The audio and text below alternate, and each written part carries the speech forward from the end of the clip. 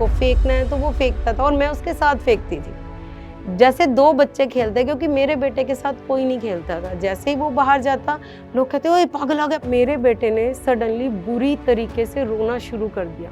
वो आता, मेरी गोद में बैठता और चीखें मार-मार के रोता। लोग पीछे से बोलते हैं ये पागल है इसका लड़का, सुनता नहीं है, ऐसे भागता रहता है हर जगह।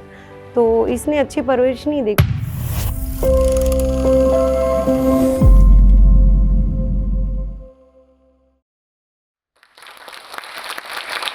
नमस्कार, मेरा नाम रितु रोहिला है। मैं करनाल से आई हूँ और मैं 5 साल के ऑटिस्टिक एंड एडीएचडी बच्चे की मदर हूँ। पहले मैं as an profession assistant professor थी कॉलेज में। तो जब मेरा बेटा पैदा हुआ तो मैंने कुछ टाइम के लिए अपने प्रोफ़ेशन से ब्रेक लिया।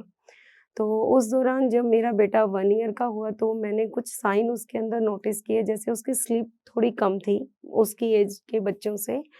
और छोटे बच्चे जनरली जो मूवमेंट्स करते हैं, लाइक उनको हम बोलते हैं कि बाय बाय बच्चा, आप मिट्ठू बन के दिखाओ, मेकिंग योर आईज़ शोर, तो वो ऐसा कुछ भी नहीं करता था। वैसे इमिटेशन थी, हमारी बातें सुनता था, हमारी बातों पे रिएक्ट करता था, लेकिन बहुत ज़्यादा भागता था। तो थोड़ा-सा मेरे माइंड में ये चीज़ आई कि क्या मेरा बच्चा थोड़ा अलग है?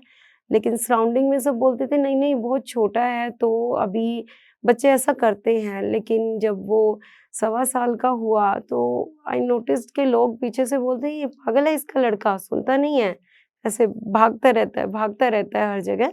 तो इसने अच्छी परवरिश नहीं दी, कुछ सिखाया होगा तो सीखेगा ना बच्चा। तो इस तरह की बातें मेरे सुनने में आई। उस दौरान क्योंकि बच्चा बहुत छोटा था, उसको पालना था, तो मैंने डिसाइड किया कि मैं अपना प्रोफ़ेशन चेंज करती हूँ। अभी कॉलेज की टीचिंग से स्कूल की टीचिंग पे आती हूँ, तो मैंने बीएड किया। बीएड में एक चैप्टर था जिसके अंदर स्पेशल नीड किड्स की बारे में बात हो रही थी। तो उसके अंदर थोड़ा ऑटिज़्म का पोर्शन आया, तो जिसको मैंने डिटेल में थोड़ा रीड किया, तो आई नोटिस्ड कि 10 में से 2 साइन मेरे बच्चे में भी हैं। I rushed to the local paediatric और मैंने उनसे डिस्कस किया कि सर मुझे इस तरह का दिखाई दे रहा है, तो डॉक्टर कहते हैं हाँ, लग तो हमें भी रहा था ऐसा कुछ। तो आई शॉक्ड कि सर आपको ऐसा कुछ लग रहा था तो आपको मुझे फर्स्टली बताना चाहिए था कि ऐसा कुछ हो रहा है। बट फिर ठीक है, उसके बाद उन डॉक्टर ने मुझे दिल्ली में एक रेफ़रेंस दिया कि आप वहाँ जाइए, बहुत बड़ा हॉस्पिटल था और वहाँ से डायग्नोसिस कराइए। मैं डायग्नोसिस के लिए लेके गई। Baby was so small, he is only 1.6, 1.7 और मॉर्निंग से टिल इवनिंग हो गया है और उसको असेसमेंट कर रहे हैं। बहुत सारे बच्चे हैं और वहाँ पे उसकी असेसमेंट की गई। मुझे बिल्कुल अच्छा नहीं लगा एंड दे डायग्नोस्ड कि मेरा बच्चा जो है वो मॉडरेट ऑटिस्टिक है। मेरे को उसके जो है वो बिल्कुल बिलीव नहीं हुआ, क्योंकि बच्चा पूरा टाइम लगातार रो रहा है, तो वो डायग्नोसिस नहीं हो सकता ना, इतना छोटा बच्चा पहले कम्फर्ट में आएगा, फिर वो कुछ करेगा। इसके बाद मैंने लोकल करनाल में ही एक और साइकोलॉजिस्ट से जब करवाया, तो उन्होंने कहा कि वो माइल्ड ऑटिस्टिक हैं और ऑल्सो ही इज़ एडीएचडी। इसके बाद जैसे सब पेरेंट्स को होता है, क्योंकि हमारी सोसाइटी में ये सब टैबू होता है कि बहुत बुरा हो गया, पता नहीं तुम्हारे तो कर्म ही खराब हो गए हैं, क्योंकि मेरा बेटा शादी के 7 साल बाद पैदा हुआ था और लोगों ने कहना शुरू कर दिया तुम्हारे ही कोई बुरे कर्म हो गए, पहले इतने टाइम बाद बेटा हुआ, उसके बाद वो भी पागल पैदा हो गया। लिटरली एवरीवन सेड कि ये तो पागल होते हैं। 2 महीने रो धो के मुझे वहाँ के एक बहुत फेमस थेरेपिस्ट के बारे में पता लगा, मैं उनके पास लेके गई और मैंने बोला मैम आप प्लीज़ मेरे बच्चे को ऐसे-ऐसे डायग्नोसिस है। उन्होंने कहा कोई बात नहीं, ठीक है, हम 6-7 महीने इसको करवाएँगे और इसके बाद ये ठीक हो जाएगा। तो आई थॉट कि ये बीमारी होती है, ठीक है, थेरेपीज़ कराएँगे और ठीक हो जाएगा। वो इतने छोटे से बच्चे को 2 ईयर का भी वो नहीं है, उनके थेरेपिस्ट आ रही हैं, छोटी-छोटी लड़कियाँ, आई थिंक वो 12th या ग्रेजुएशन में ही रही होंगी। तो मुझे नहीं लगता वो सर्टिफ़ाइड भी होंगी, वो उनको बच्चों को अंदर लेके जा रही हैं। कुछ टाइम तक तो ठीक था, उसके बाद मेरा बच्चा जैसे ही गेट के ऊपर जाता था, वो चीखें मार-मार के रोता था। कॉन्टिन्यूअसली मैं उनसे पूछती थी, "मैम क्या हो रहा है? एटलीस्ट आप मुझे बताओ कि क्या सिखा रहे हो? क्या चीज़ें हैं? क्योंकि अब लेबल लग गया था, तो वहाँ पे जो पूरा एनवायरनमेंट होता था, वहाँ पे पेरेंट्स यही बैठ के कहते थे पता नहीं क्या होगा, ये बच्चे तो ऐसे होते हैं, ये ऐसे बच्चे हैं, इनके साथ ये होता है, ये ऐसे ही रहते हैं, ये कभी एक्सप्रेशन नहीं देंगे, इनको कुछ नहीं पता होता, इनके अंदर दिमाग कम होता है। और पूरा टाइम मतलब मेरे को ये होता था कि पता नहीं ऐसा क्या हो गया मेरे साथ, क्या गलती हो गई, और मैं अपने बच्चे को पूरा-पूरा दिन लेके वो फालतू की एक्टिविटीज़ कराती थी जो यूट्यूब पे जनरली हम देखते हैं। पिक्चर्स पे पिक्चर्स मैच करना, पैटर्न पे पैटर्न मैच करना, डिफरेंट-डिफरेंट पैटर्न्स बनाना, जिनका रियल लाइफ में कोई मतलब ही नहीं है, जो कहीं यूज़ ही नहीं होती थी, और मैं इतने छोटे बच्चे को ये सब एक्टिविटीज़ करा रही हूँ। वो 2 ईयर का, मैंने पेंसिल पकड़ा दिया उसे, एबीसीडियाँ लिखवाई जा रही हैं, ये सब चीज़ें करवाई जा रही हैं, और completely I lost my mind, क्योंकि वहाँ पे जो पेरेंट्स बैठे हैं वो सब भी वही कर रहे हैं। फैमिली में किसी के साथ डिस्कस नहीं किया है, क्योंकि सबको लगता है कि अरे! ये कोई बीमारी है, हम ठीक कर लेंगे, फैमिली वाले बातें बनाएँगे, बातें फैलाएँगे, और जनरली मेरे जैसे सब पेरेंट्स के साथ ऐसा होता है। ऐसे होते-होते एक दिन मुझे पता चला, मैंने उनकी थेरेपिस्ट को पकड़ा, मैं कहा मैम, मेरे बेटे को 5 महीने हो गए हैं, उसको कुछ भी नहीं आता है बोलना, वो कुछ नहीं बोल रहा है, आप मुझे बताओ मेरा बच्चा क्या कर रहा है? कहीं से मैंने उसकी वीडियोज़ अंदर से निकलवाई, तो मुझे पता लगा कि जर्नली ऐसे वीडियोज़ भी अवेलेबल है, और पेरेंट्स को बोला भी जाता है, मेरा बच्चा छोटा-सा रो रहा है बिस्किट के लिए, ऐसे उसके माउथ के पास ऐसे बिस्किट किया जा रहा है, आ करके चिल्ला रहा है, और रोते-तड़पते उसने 15 मिनट में बिस्किट करके बोला है, तो उसको बिस्किट दे दिया, और मैं उनको बोला, देखो आपके बच्चे ने बिस्किट बोला, मतलब ऐसे तड़पा के बिस्किट बोला। तो मतलब हम पूरा दिन अपने बच्चों को ऐसी छोटी-छोटी चीज़ों के लिए तरसाएँगे, रुलाएँगे, और फिर वो बच्चे बोलेंगे। देन मैंने कहा मैम ये बहुत ज़िद्दी हो गया है, हर चीज़ पे हिटिंग करता है, बाइटिंग करता है, चीज़ें थ्रो करता है। तो सेड बदतमीज़ हैं, ऐसे ही करते हैं ये बच्चे, लगाइए एक, इतना क्या सर पे रखा हुआ है आपने? अवेज़र्स के नाम पे मिर्ची खिला रहे हैं, काला जीरा खिला रहे हैं उन बच्चों को। अच्छा करते हैं तो टॉफ़ी चॉकलेट खिलाओ, मतलब बच्चे हैं, सामान है कि उनको सामानों के बेस पे हम चला रहे हैं बच्चों को। मेरी बहुत उनसे बहस हुई, एंड द लास्ट डे मैंने कहा कि मैम आप कम से कम मेरे बच्चे की प्रोग्रेस मेरे साथ शेयर कीजिए, तो शी सेड कि आपका बच्चा बहुत इंटेलिजेंट है, जब हम फ्लैश कार्ड रखते हैं फिश टैंक का तो वो उसके ऊपर फिश रख देता है। एंड आई शॉक्ड मैम, मेरे बच्चे ने लाइफ में कभी फिश नहीं देखी, मैंने कभी फिश की स्टोरी नहीं सुनाई, उसको कैसे पता लगता है कि फिश जो है वो फिश टैंक में रहती है? मतलब आप मेरे बच्चे को क्रैम करा रहे हो। ऐसे तो मेरा बच्चा एक रोबोट बन जाएगा, ये रटवाना है तो मैं अपने घर रटा लेती हूँ, मैं क्यों अपना सब कुछ, अपना करियर दाँव पे लगा के फाइनेंशियली इतना ज़्यादा टॉर्चर सहन करके आपको पे कर रही हूँ। मेरी वहाँ पे काफ़ी बहस हुई, और मैं अपने बच्चे को लेके घर पे आ गई। कुछ महीने घर पे रखा, उसको सिखाया अच्छे से, तो वो थोड़ा बेटर हुआ। मेरे बेटे ने सडनली बुरी तरीके से रोना शुरू कर दिया। वो आता, मेरी गोद में बैठता और चीखें मार-मार के रोता। हर चीज़ फेंकता था, 3-3 4-4 घंटे चुप नहीं होता था। मतलब मेरे को ऐसा है कि पता नहीं क्या हो गया है। मैं गई उनके पास, बैठी, मैं कहा मैम आप बताओ क्या प्रॉब्लम है? मेरा बच्चा ऐसे क्यों कर रहा है? कह रही कुछ नहीं, इसको काम नहीं करना, इसलिए ऐसे करता है ये तो हमेशा का ही है, आपने इतना सर पे रखा हुआ है, आप ही ऐसे करते हो इसके साथ। मैं पीछे बैठी हूँ, मेरा बच्चा डर में काँप रहा है, वो टर्न किया और बोलता है मम्मा, मम्मा हग, उसने हाथ फैलाए और वो डर में काँप रहा है, उसका पूरा चेहरा बिल्कुल लाल पड़ गया है डर के अंदर। तो शी सेड देखा, आपने सर पे रखा हुआ है, आपको देख के ही नहीं कर रहा है, और वहाँ पे सब पेरेंट्स को ऐसा कहा जाता है। बच्चे को ऐसे अंदर ले जाए जाते हैं, बाहर दरवाजे बंद हो जाते हैं, अंदर बच्चे चीख रहे हैं, रो रहे हैं, क्या कर रहे हैं, क्या नहीं कर रहे, कुछ नहीं बताया जाता। पता नहीं हमारे बच्चों के साथ अंदर क्या करते हैं, फिज़िकली, मेंटली, सेक्सुअली पता नहीं क्या टॉर्चर करते हैं। बॉ बच्चा बाहर आता है, बॉडी पे निशान होते हैं। पेरेंट्स को लगता है कि ये बच्चे ज़िद्दी होते हैं, क्योंकि उनको बताया जाता है, ये तो ऐसे ही होते हैं, तो मारने से ही सुधरेंगे। इवन कुछ पेरेंट्स को तो ऐसे भी बोला जाता था, प्यार से बुलवा के देख लिया, बोल लिया प्यार से, अब देखो कैसे बोलते हैं, कभी गले दबाए जाते हैं, कभी उनके प्राइवेट पार्ट्स को प्रेस किया जाता है। ज़रा-ज़रा से बच्चे को लिटरली पागलों की तरह टॉर्चर किया जाता है। तो मेरी काफ़ी बहस हुई। इसके बाद जब मैंने देखा कि वो क्या करवा रही थी, एक तरफ फ्रिज का कार्ड रखा है, एक तरफ फ्रिज के सामान का कार्ड रखा है, बीच में उन्होंने लिख के कार्ड रखे हैं। 1 पौने 3 साल के बच्चे से बुलवाया जा रहा है कि फ्रिज के अंदर दूध, बटर रखा जाता है। 1 पौने 3 साल का बच्चा इतना लंबा सेंटेंस वो कैसे बोल सकता है? वो रोएगा नहीं तो क्या करेगा? वो इतना लंबा ब्रेन थोड़ी है उसका और उनके अकॉर्डिंग तो ये बच्चे दिमाग से ही कमज़ोर हैं। फिर कैसे बोल सकते हैं वो इतना लंबा? तो मेरी बहुत बहस हुई उनसे, काफ़ी ज़्यादा, और मैं अपने बेटे को लेके घर आ गई। उस दिन मैंने ज़िंदगी का एक सबक लिया कि हमारा बच्चा हमारा है, हम किसी और के भरोसे उसको नहीं छोड़ सकते। जिसको हमने इतनी उम्मीदों से पाला है, पैदा किया, हम ऐसे ही किसी के भरोसे छोड़ आते हैं, वो क्या कर रहे हैं, क्या नहीं। तो हमारा हक है कि हम अपने बच्चे के साथ बैठें, सामने देखें कि हमारे बच्चे के साथ क्या हो रहा है। अगर आपको लगता है कि सामने आप नहीं बिठा सकते, तो एट लीस्ट आपको स्क्रीन शेयर करवानी चाहिए वहाँ पे, कि कम से कम दिखे तो सही कि बच्चे के साथ हो क्या रहा है। ख़ैर मैंने फिर अपनी, मेरी सिस्टर हैं, यूएस में रहती हैं, शी इज़ चाइल्ड साइकोलॉजिस्ट, मैंने उसको कॉल किया, पहली बार इस रूल को ब्रेक किया कि फैमिली को नहीं बताया जाएगा। मैंने उसको बताया और उसने मुझे हॉस्पिटल का रेफ़रेंस दिया जो दिल्ली में है, specially devoted to neurodiversity. मैं वहाँ पे गई। वहाँ पे जाने के बाद जब मैं चाइल्ड साइकोलॉजिस्ट और साइकियाट्रिस्ट से मिली, तो उन्होंने कहा कि मेरे बच्चे को कुछ भी नहीं आता, ज़ीरो, निल। अभी तक उसका सीखा हुआ कुछ भी नहीं है, वो 1 ईयर की एज पे अटका हुआ है। मतलब मेरे लिए ऐसा हो गया कि ज़मीन फट गई। मैंने अपना सब कुछ सेल करके, अपना घर भी लास्ट में सेल में लगा दिया था इन थेरेपिस्टों को पैसे भरने के लिए, और मुझे पता चल रहा है कि मेरे बच्चे को कुछ भी नहीं आता है, वो ज़ीरो है।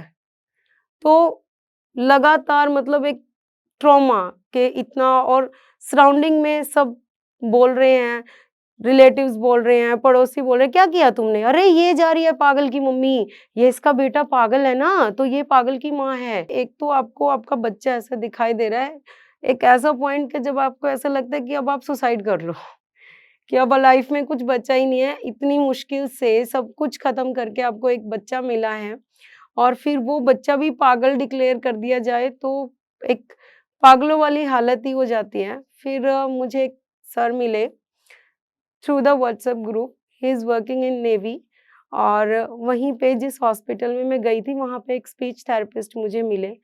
बहुत, बहुत अच्छे वो पर्सन थे, थैंक यू, वो मेरी लाइफ में आए। उन्होंने मुझे गाइड किया कि एक्चुअल में बच्चे के साथ कैसे काम करना है। बट उस टाइम पे मेरे पास चैलेंज ये था कि मेरे पास बहुत थोड़े पैसे थे, बहुत थोड़े, इवन वो पैसे वो थे जो मैंने घर के खर्चों से बचाए थे। तो उस टाइम पे हमने डिसाइड किया कि चलो ठीक है, मिल्क और अदर चीज़ों को बिल्कुल कट करते हैं। बिल्कुल मिनिमम चीज़ों से हम घर चलाते हैं और उन पैसों से क्लासेस लेते हैं। तो 3 क्लासेस उन स्पीच थेरेपिस्ट और एबीए जो कराती थी मैम, उनसे मैंने ली, और कुछ क्लासेस मैंने जो हैं वो सर से ली। इवन सर ने मुझे आगे ऑफ़र किया कि कोई बात नहीं, आपके पास पैसे नहीं है ना, तो आप कंटिन्यू रखो, बट आप प्लीज़ अपने बच्चे के साथ काम करो। तो कुछ क्लासेस तक तो मैंने पे किया, बट उसके बाद होता है ना कि आप किसी से कितना फ़ेवर ले सकते हो, कितना आप कर सकते हो। तो जितना मैंने उनसे सीखा, मैंने उसके साथ बच्चे पे वर्क किया। फर्स्ट थिंग जो मैंने उनसे सीखी कि हमें लेबल से बियॉन्ड भी देखना चाहिए। ठीक है, डायग्नोसिस आ गया बच्चे का, लेकिन क्या मैंने डायग्नोसिस के बाद अपने बच्चे को बच्चे की नज़र से देखा? बिल्कुल नहीं देखा। पूरा दिन वो चीज़ें कराती रही जो उसकी रियल लाइफ़ से कोई रिलेट ही नहीं करती थी। उसको नहीं बताया कि किसी चीज़ को ऐसे नहीं फेंका जाता। उसको नहीं बताया कि कैसे बैठा जाता है। Every time said no, no, no, ये पकड़, वो पकड़। उसको एक मशीन की तरह ट्रीट किया, तो सबसे पहले वो चीज़ खत्म की गई। इसके बाद मुझे सर ने बताया अबाउट द सेंसरी प्ले, कि उससे उसके अंदर का अग्रेशन जाएगा, उसके अंदर प्री लर्निंग्स आएँगी। Pre learning is that thing के एक 3 साल से नीचे का बच्चा किसी भी लर्निंग में आने से पहले, बोलने से पहले, कुछ सीखने से पहले जो वो ट्रेड्स लेता है, उन्होंने मुझे उसके बारे में बताया। कुछ उन्होंने बताया, कुछ मैंने बुक से रीड किया, कुछ इधर-उधर मटीरियल से, और कुछ एक अंदर की माँ से, क्योंकि उस दौरान मुझे 2 चीज़ें जो सबसे इम्पोर्टेंट बताई गई, जिन्होंने पूरी लाइफ़ चेंज कर दी मेरे लिए, मेरे बच्चे के लिए एक टर्निंग पॉइंट था। पहली चीज़ ये कि आप पढ़ाई सिखा के, ये सब चीज़ें सिखा के क्या कर लोगे? क्या अनपढ़ ज़िंदगी नहीं जीते? इम्पोर्टेंट है कि आप पैसे भी कमा लो, तो क्या वो पैसे लेके भी आपके बच्चे को कोई घर में रख लेगा? तो एक होता है ना कि तमाचा मुँह पे पड़ना, कि हम क्या सिखा रहे हैं? मेरे बच्चे को सच में कोई आधा घंटा अपने साथ रखने के लिए तैयार नहीं था, तो ये ज़्यादा ज़रूरी है ना कि मेरे बच्चे को कम से कम रहना आए। वो पढ़ेगा, नहीं पढ़ेगा, कोई स्किल सीखेगा या नहीं सीखेगा वो बाद की बात है। रहना तो सीख जाए इंसानों की तरह। और सेकंड थिंग कि बच्चे की भी अपनी सेल्फ रिस्पेक्ट है, उसकी भी अपनी चॉइसेस हैं, थॉट है। मैं सिर्फ पूरा दिन उसको करो, करो, करो, करो कैसे करा सकती हूँ? मैंने अपनी मदर को कॉल किया तो मम्मी कहती है, "बेटे आप मुझे सच्ची-सच्ची सिर्फ एक बात बताना कि अगर ये डायग्नोसिस नहीं होता आज से 30 साल पहले, 35 साल पहले इस तरह के कोई डायग्नोसिस होते नहीं थे, तो क्या बच्चे पलते नहीं थे?" मतलब बच्चे पालने का मतलब यही है कि बच्चा ये सब एक्टिविटीज़ कर रहा है, कलरिंग अच्छी कर रहा है, अच्छी पढ़ाई कर रहा है, सब स्क्वायर शेप्स परफेक्टली बता रहा है, यही ज़िंदगी है। आप लोगों को तो 6 साल की उम्र तक ढंग से हमने पढ़ना भी नहीं सिखाया था, तो क्या आप लोगों ने ज़िंदगी नहीं जी? तो दैट टाइम आई रियलाइज़्ड कि मैंने अपने बच्चे के साथ सच में कुछ नहीं जिया। दिवाली आई उसको जल्दी से उसके पापा के गोद में दिया, फटाफट से पूजा की, खत्म की। पूजा में वो था या नहीं था कोई फ़र्क नहीं पड़ता, हम भी नहीं थे।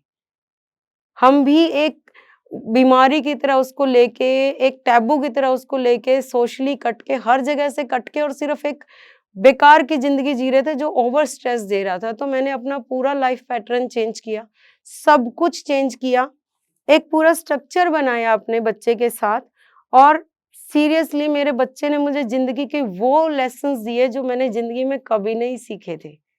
कभी भी नहीं। पहला लेसन सिर्फ़ उन लोगों की केयर करो जो सच में आपके लिए खड़े हैं। जो आपके लिए सिर्फ़ उँगली उठा के खड़े हैं, उनको ध्यान देने की ज़रूरत नहीं है। मैंने उसके लिए एक पूरी स्ट्रैटेजी रेडी की कि मॉर्निंग उसको जो उसकी सेंसरी नीड है, जिससे वो थोड़ा शांत फ़ील करेगा, 15 मिनट ऐज़ पर उसकी चॉइस मैं उसको दूँगी। जैसे मेरा बेटा बहुत ज़्यादा जंपिंग करता था, तो मैंने थोड़ा जो ओटी के बारे में जितना बहुत बेसिक मुझे नॉलेज थी, मेरे को उस टाइम तक ओटी की कोई ख़ास नॉलेज नहीं थी, तो मैं उसके साथ 15-20 मिनट खेलती थी। जैसे वो चाहता था कि उसको पार्क में जंप करना है, उसको बॉल खेलनी है, उसको स्टेयर्स पे जाना है, जैसे भी वो चाहे, उसकी चॉइस होती थी। बट वहाँ पर मेरा सिर्फ़ क्या होता था कि अगर आपको चल के जाना है पार्क तक, तो चल के जाना है। आपको भागना नहीं है। सिर्फ़ ये चीज़ इम्पोर्टेंट होती थी कि अगर वो भाग रहा है तो जस्ट मैं उसका हैंड होल्ड करती थी, डीप ब्रीथ करती थी, शांत खड़ी होती थी। वो नीचे ज़मीन में लेट रहा है, रो रहा है, चीख रहा है, सराउंडिंग में लोग देख रहे हैं, मैंने उन पे कोई ध्यान नहीं दिया क्योंकि वो लोग हँसते थे, देखते थे, ओके लेट इट बी मुझे मेरे बच्चे के साथ जीना है। ऐसे करते-करते जब वो कुछ टाइम स्कूल में रहने के बाद घर आता था, तो मैं उसको घर के हर काम में इन्वॉल्व करती थी। इसलिए नहीं कि मुझे घर के काम सिखाने थे उसको, इसलिए कि मुझे उसको सब कुछ समझाना था कि हम किचन में किस लिए खड़े होते हैं, हम क्या कुक करके खाते हैं, क्या कुक करके नहीं खाते हैं, हमें किस तरह का फूड हम खाते हैं, क्लीनिंग किसे कहते हैं, जूठे बर्तन क्या होते हैं, साफ क्या होते हैं। तो ये सब चीज़ें plus language without flash card मेरे बेटे ने वहाँ से ली क्योंकि एक एप्पल हम बच्चे को कार्ड पे दिखा रहे हैं एप्पल, एप्पल, एप्पल वो यूज़लेस है। उसकी बजाय अगर हम वो एप्पल उसके साथ मार्केट में जाके पहले खरीदा, फिर उसको वॉश किया, फिर उसको कट करके उसको खिलाया, तो वो उसने हर सेंस से इनपुट लिया। I think it is more meaningful. अगर बच्चे का हम ये भी माने कि इनका ब्रेन कम है, तब भी ये ज़्यादा बेटर तरीका है ना, बजाय उसको क्रैम कराने के। तो इस सोच के साथ मैंने उसको लैंग्वेज दी। ऐसे करते-करते मैं शाम को उसके साथ एक बीइंग टाइम स्पेंड करती थी। उस बीइंग टाइम में क्या होता था हम दोनों बाहर जाते थे और उसका जो मन करता था ना वो करता था। अगर उसको रेत के ढेर पे जाके चढ़ना है, उसको फेंकना है तो वो फेंकता था और मैं उसके साथ फेंकती थी। जैसे 2 बच्चे खेलते हैं क्योंकि मेरे बेटे के साथ कोई नहीं खेलता था। जैसे ही वो बाहर जाता, लोग कहते, "ओए पागल आ गया पागल!" अपने बच्चों को मार-मार के पार्क से ले जाते या मेरे बच्चे को धक्का दे देते। तो ये चीज़ें फेस करनी पड़ी, वो अकेला रह गया, तो मैं उसकी दोस्त बनी। अगर उसको ज़मीन में बैठ के खेलना था, तो मैं उसके साथ ज़मीन में बैठ के खेली। बहुत बार ऐसा था कि बारिश के पानी में गली में उसको भागना था, तो हम भागे। बट इम्पोर्टेंट चीज़ क्या थी कि वो टाइम फिक्स था, 5:30 टू 7 बाकी टाइम में आपको ये करने को नहीं मिलेगा क्योंकि सबसे ज़रूरी चीज़ ये थी कि वो 4 ईयर की तरफ जा रहा था और मुझे ये सिखाना था कि किसी भी टाइम कुछ भी नहीं किया जाता, हर चीज़ का एक वक़्त होता है। तो उस दौरान जो चीज़ उसके लिए बटी हुई थी जिस टाइम के लिए, वो उसी टाइम पर ही करवाई जाती थी। इस दौरान जो सबसे इम्पोर्टेंट चीज़ थी कि कुछ सेशन थे मेरे पास, उसके बाद जो कुछ था वो एक अंदर की माँ की वॉइस थी और जो सबसे इम्पोर्टेंट चीज़ थी कि मैंने अपने बेटे के लिए ये फिक्स रूल नहीं बनाया कि मुझे यही करवाना है, ऐसे ही करवाना है, ये प्लान है। मैंने बस उस एज ग्रुप के बच्चों को देखना शुरू किया। 2 ईयर से स्टार्ट किया और अपने बेटे की एज तक के बच्चों को कंपेयर किया, जो नहीं था उस पे काम किया बस। और कुछ ऐसी बड़ी चीज़ नहीं थी। फिर धीरे-धीरे मैं मेरा बेटा 4 ईयर का हुआ, मैंने सोचा कि अब उसका एक अच्छे स्कूल में एडमिशन करवाया जाए। तो मैंने बिना किसी डायग्नोसिस के बारे में बताए अपने बेटे को स्कूल लेके गई। बड़ा ब्रांड है, एडमिशन इतना ईज़ी नहीं है। मैंने कुछ नहीं कहा, वहाँ पे बेटे को भेजा। उसने कुछ टाइम लगाया, 5, 10, 15 मिनट उसने लगाए, लेकिन वो टीचर के साथ कंफर्टेबल हो गया। टीचर उसको मेरे से दूर लेके गए, उन्होंने फिर भी मेरे बेटे ने इंटरव्यू क्लियर किया और एलकेजी में एडमिशन लिया। बहुत अच्छा उसका स्कूल जा रहा है। अभी तक स्कूल में किसी को नहीं ऐसा कोई प्रॉब्लम आया कि भई इसको ऑटिज़्म है या एडीएचडी है, तो कोई स्टडी पार्ट में इश्यू आया है या किसी भी चीज़ में। इवन उसने 1 ईयर तक जिम्नास्टिक किया, वहाँ पे भी किसी तरह की कोई इंजरी नहीं, कोई इंस्ट्रक्शन फॉलोइंग में प्रॉब्लम नहीं। समर कैंप उसने जॉइन किया, वहाँ किसी तरह की कोई प्रॉब्लम नहीं आई। अभी वो यूकेजी में है और सब कुछ बहुत अच्छा जा रहा है। तो इस पूरी जर्नी के दौरान जो चीज़ें मुझे समझ में आई, सबसे पहले खुश होने के लिए बड़ी चीज़ों की नीड नहीं है। आप अपने बच्चे के साथ एक छोटा-सा गेम भी खेल रहे हैं ना और आपका बच्चा वापस खिलखिला के हँस रहा है, तो उससे बड़ी खुशी कुछ नहीं है लाइफ में। ज़रूरी नहीं है कोई मेडल, सर्टिफ़िकेट आपके बच्चे को दे तो तभी आपने कुछ अचीव किया। सेकंड थिंग, एक माँ को कोई थेरेपिस्ट गाइड नहीं कर सकता, माँ से बड़ी पावर कोई नहीं है। वो चाहे तो अपने बच्चों को 100% इस चीज़ से बाहर निकाल सकते हैं क्योंकि ऑटिज़्म कोई बीमारी है ही नहीं। ऑटिज़्म सिर्फ़ एक डिसऑर्डर है जिसके अंदर कुछ प्री लर्निंग लैकिंग के कारण बच्चा आगे नहीं बढ़ पाता, कुछ सेंसरीज़ इश्यू के कारण बच्चा आगे नहीं बढ़ पाता। अगर आप उनके सही स्ट्रैटेजी से काम करोगे तो बच्चा आगे बढ़ जाएगा। थैंक यू जेएनएस मुझे ये प्लेटफ़ॉर्म देने के लिए। मैं यहाँ पे इसीलिए आई थी कि मैं ज़्यादा से ज़्यादा पेरेंट्स को अवेयर कर सकूँ कि किसी भी तरीके की न्यूरो डाइवर्सिटी कोई टैबू नहीं है, कोई बीमारी नहीं है। ये एक छोटा-सा साइकोलॉजिकली डिसऑर्डर भी नहीं है, एक अलग है हमारा थोड़ा-सा बच्चा और ये धरती अलग होने से ही खूबसूरत है, तो accept it, stand with your child and thank you so much. Hello everyone. I'm so happy that Josh Talks has brought this channel out where we can hear the stories of the incredible mothers and fathers of autistic children. I had somebody in my own family who was autistic. If you are the parent of a young child who has autism, please share your information with Josh Talks in the form below. This will help Josh Talks better understand the problems that you face and the content that needs to be created. Your information will be kept confidential. Only a few members of the team will have access to this data who will call you to have a short conversation with you.